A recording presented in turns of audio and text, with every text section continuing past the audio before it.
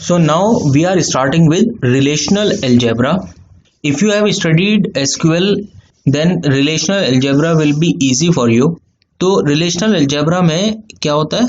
It is a procedural query language which takes instances of relations as input and yields or outputs the instances of relations as output. Okay, so it uses operators to perform query. SQL के अंदर हमारे पास क्या होता था? select, where या फिर group by, having clause, ये सारे क्लॉजेस होते थे हमारे पास.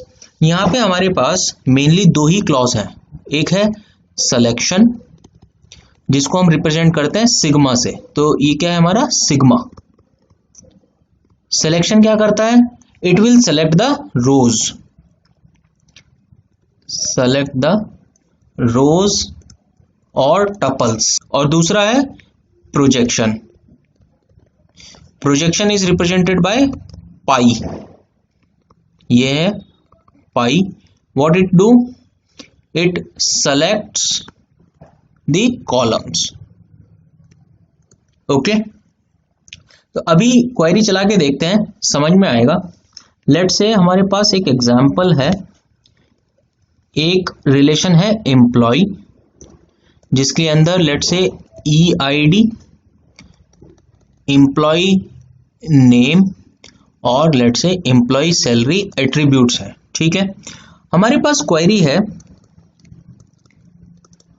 find all employees having salary greater than 1000. हमें वो सारे एम्प्लॉयज की डिटेल्स निकालनी है जिनकी सैलरी ग्रेटर देन 1000 हो. तो क्या करेंगे हम? सेलेक्ट रोज करनी है. तो हम क्या करेंगे? Sigma. Sigma is use to select rows. तो इसको हम बोलते हैं सिलेक्शन. Selection on employees. और ये है वेयर क्लॉज. तो ग्रेटर देन 1000. तो हमें क्या मिलेगा?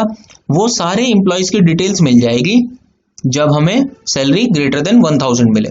यहां पे हमने सारी डिटेल्स निकाली है. एक तरह से ये क्या है? Select asterisk from employees where E salary is greater than 1000. ये एस्ट्रिक्स मतलब सारे कॉलम सेलेक्ट कर रहा है क्योंकि हमने यहाँ पे प्रोजेक्शन नहीं किया है. प्रोजेक्शन मतलब सेलेक्ट कॉलम्स. तो अगर हमने यहाँ पे कॉलम सेलेक्ट नहीं किए हैं तो बाय डिफॉल्ट सारे कॉलम्स आ जाएंगे. लेट से दूसरी क्वेरी है हमारे पास, फाइंड ऑल एम्प्लॉय नेम्स. हमें सारे एम्प्लॉयज के नेम्स निकालने हैं. ठीक है, तो क्या करेंगे? हमें सिलेक्शन नहीं करना है, प्रोजेक्शन करना है. बिकॉज कोई कंडीशन नहीं है. हमें क्या करना है? सारे एम्प्लॉयज के नेम निकालने हैं. तो एम्प्लॉयज टेबल में से सारे ई नेम्स निकाल दीजिए. ये हमारे पास एम्प्लॉयज की डिटेल में से सारे नेम्स आएंगे. सिर्फ सैलरी नहीं आएगी, EID नहीं आएगी. कोई कंडीशन नहीं लगाई है. सो एक तरह से आप समझिए कि अगर हमें कंडीशन लगानी है तो हमें ये काम करना पड़ेगा. मतलब selection based on some condition. अगर हमें कोई पर्टिकुलर कॉलम्स चाहिए तो हमें प्रोजेक्शन करना है, तो पाई लगाएंगे. ठीक है, तो एक क्वेरी करते हैं जिसके अंदर दोनों यूज हो रहे हैं. Find all employ names having salary greater than 1000. ठीक है, तो क्या करेंगे? सबसे पहले हमें वो एम्प्लॉयज चाहिए जिनकी सैलरी ग्रेटर देन 1000 हो फ्रॉम एम्प्लॉयज. और फिर उसके बाद जो भी आंसर आएगा उसमें से सिर्फ हमें नेम्स चाहिए. तो क्योंकि हमें एम्प्लॉय नेम्स चाहिए इसीलिए ये प्रोजेक्शन किया. ये तो हमें केवल वो रोज दे देगा जिनकी सैलरी ग्रेटर देन 1000 है, और ये हमें नेम्स दे देगा उन एम्प्लॉयज के जो यहाँ पे ग्रेटर देन 1000 सैलरी वाले आए हैं. ठीक है, let's see the question. Let's say हमारे पास एक S1 क्वेरी है. Pi E names sigma E salary greater than 1000 from employees. ऊपर वाली क्वेरी लिखी है, कुछ अलग नहीं है, ठीक है। और दूसरी क्वेरी हमने लिखी है select E names from employees where E salary is greater than 1000। ये देखने में दोनों क्वेरी बिल्कुल सेम है, ठीक है। ये रिलेशनल अलजेब्रा में और ये एसक्यूएल में। डिफरेंस क्या है? डिफरेंस ये है कि ये वाली क्वेरी जो रिलेशनल अलजेब्रा में है, इट ऑटोमेटिकली रिमूव्स डुप्लीकेट्स। तो याद रखिए, रिलेशनल अलजेब्रा, यहां लिख लेते हैं, relational algebra automatically removes duplicate whereas SQL does not।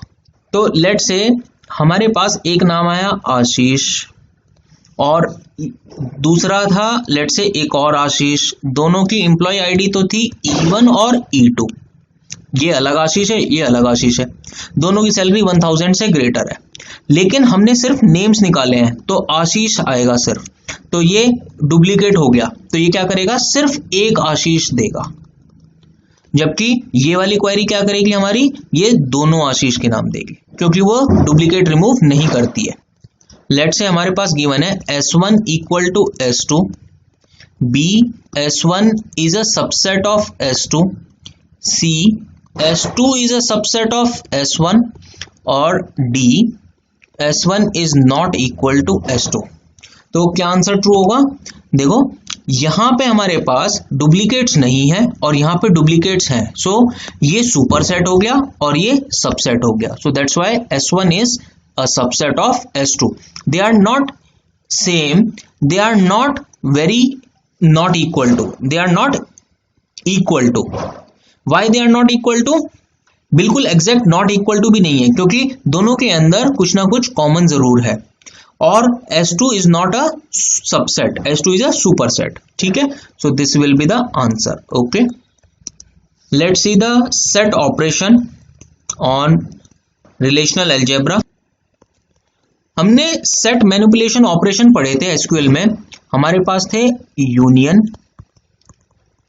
Intersection और एक था हमारे पास accept.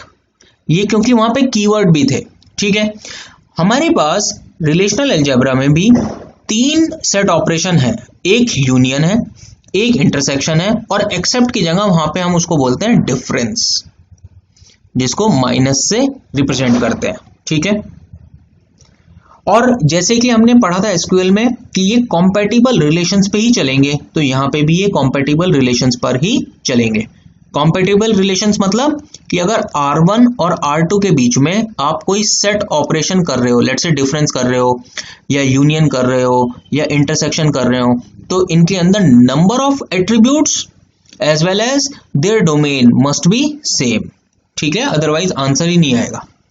So let's see the example of it. Let's say हमारे पास डेटाबेस है डिपॉजिटर, जिसके अंदर कस्टमर नेम और अकाउंट नंबर है। एक है बोरोवर, जिसके अंदर हमारे पास कस्टमर नेम और लोन नंबर है। और एक है लोन रिलेशन, जिसके अंदर लोन नंबर है और ब्रांच नेम है, सिटी है और अमाउंट जो लोन में लिया है, ठीक है। तो आपको यहां पे देख के पता चल सकता है कि ये क्या है, यहां पे प्राइमरी की और ये यहां पे क्या होगी, फॉरेन की। ये एप्टीट्यूड से पता चलेगा, ठीक है। तो लेट्स से हमें इसमें फाइंड आउट करना है, क्वेरी है, लेट्स से क्वेरी है find names of the customer who have depositor account, यानी कि ये वाले नेम, और लोन अकाउंट यानी कि ये वाले नेम, और बोथ। तो ऑब्वियसली यहां पे आप यूनियन करने की कोशिश कर रहे हो, तो हम इसमें से भी नेम निकालेंगे और इसमें से भी नेम्स निकालेंगे। तो देखो हमें केवल नेम्स निकालने हैं, कोई कंडीशन तो है नहीं, तो सिलेक्शन नहीं करेंगे, सिर्फ प्रोजेक्शन करेंगे। तो पाई और क्या निकालना है, कस्टमर नेम फ्रॉम डिपॉजिटर, और क्या निकालना है, कस्टमर नेम फ्रॉम बोरोवर। ठीक है, और इन दोनों का यूनियन, ये हमें आंसर दे देगा। अगर हम इंटरसेक्शन करेंगे तो क्या आंसर आएगा, who have both accounts, loan account भी और डिपॉजिटर अकाउंट भी, who have both accounts, that is loan account as well as depositor account. Okay, और अगर हम डिफरेंस करेंगे तो डिफरेंस इज माइनस, तो उसका मतलब क्या होगा, who have borrower account but not depositor account. Difference मतलब क्या होता है, देख लीजिए, लेट से ए बी सी ये लिखा हुआ है हमारे पास, और दूसरा है लेट से डी ई एफ और ए। तो हमारे पास इन दोनों का डिफरेंस क्या आएगा, ए से ए कैंसिल और केवल बी सी आएगा। तो यानी कि इसका मतलब क्या हुआ, those who have borrower account only. ठीक है, बी और सी के पास सिर्फ बोरोवर अकाउंट है लेकिन लोन अकाउंट नहीं है। ए के पास दोनों थे तो वो ये हम पे नहीं आया।